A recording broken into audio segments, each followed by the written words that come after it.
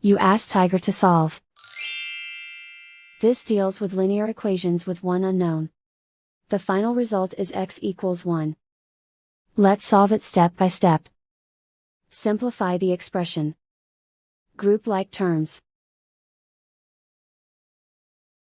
Simplify the arithmetic. Swap sides.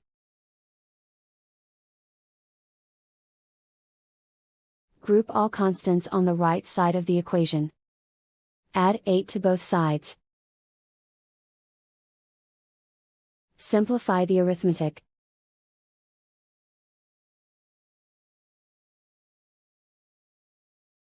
Isolate the x.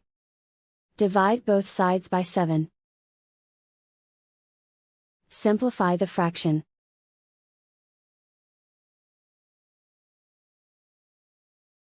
And so the final result is x equals 1.